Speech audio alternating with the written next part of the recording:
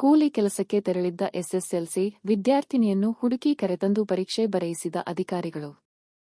ಗದಗ ಜಿಲ್ಲೆಯ ಮುಂಡರಗಿ ತಾಲೂಕಿನಲ್ಲಿ ಬಡತನದ ನಡುವೆಯೂ ಶಿಕ್ಷಣದ ಮಹತ್ವವನ್ನು ಸಾರುವ ಹೃದಯಸ್ಪರ್ಶಿ ಘಟನೆ ನಡೆದಿದೆ.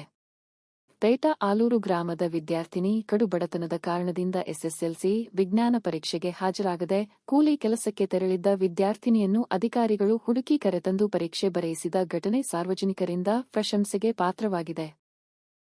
ಡಂಬಳ ಹೋಬಳಿಯ ಪೇಪಾಲೂರು ಗ್ರಾಮದ ಪಲ್ಲವಿ ಹಳ್ಳಿಕೇರಿ ಬರದೂರು ಗ್ರಾಮದ ಸರ್ಕಾರಿ ಪ್ರೌಢಶಾಲೆಯಲ್ಲಿ ಎಸ್ಎಸ್ಎಲ್ಸಿ ವ್ಯಾಸಂಗ ಮಾಡುತ್ತಿದ್ದ ವಿದ್ಯಾರ್ಥಿನಿ ಮನೆಯ ತೀವ್ರ ಆರ್ಥಿಕ ಸಂಕಷ್ಟದಿಂದಾಗಿ ಅವಳು ವಿಜ್ಞಾನ ಪರೀಕ್ಷೆಯ ದಿನ ದ್ರಾಕ್ಷಿ ತೋಟಕ್ಕೆ ಕೂಲಿ ಕೆಲಸಕ್ಕೆ ತೆರಳಿದ್ದಳು. ಈ ವಿಷಯ ತಿಳಿದ ದಕ್ಷ ಮುಂಡರಗಿ ಕ್ಷೇತ್ರ ಶಿಕ್ಷಣಾಧಿಕಾರಿ ಗಂಗಾಧರ ಅಣ್ಣಿಗೇರಿ ಅವರು ತಕ್ಷಣ ಕ್ರಮ ಕೈಗೊಂಡು ಸಿಬ್ಬಂದಿಯೊಂದಿಗೆ ದ್ರಾಕ್ಷಿ ತೋಟಕ್ಕೆ ತೆರಳಿದರು. ವಿದ್ಯಾರ್ಥಿನಿಯನ್ನು ಮನವೊಲಿಸಿ ಶಿಕ್ಷಣದ ಮಹತ್ವವನ್ನು ತಿಳಿಸಿ ಮುಂಡರಗಿ ಪಟ್ಟಣದ ವಿಜಿ ಲಿಂಬಿಕಾಯಿ ಶಿಕ್ಷಣ ಸಂಸ್ಥೆಯಲ್ಲಿರುವ ಪರೀಕ್ಷಾ ಕೇಂದ್ರಕ್ಕೆ ಕರೆತಂದು ವಿಜ್ಞಾನ ಪರೀಕ್ಷೆಯನ್ನು ಬರೆಯುವಂತೆ ಮಾಡಿದರು. ಗ್ರಾಮೀಣ ಭಾಗಗಳಲ್ಲಿ ಬಡತನದಿಂದಾಗಿ ವಿದ್ಯಾರ್ಥಿಗಳು ಶಿಕ್ಷಣವನ್ನು ಮಧ್ಯದಲ್ಲೇ ಬಿಟ್ಟುಬಿಡುವ ಘಟನೆಗಳು ಕಂಡುಬರುತ್ತಿವೆ.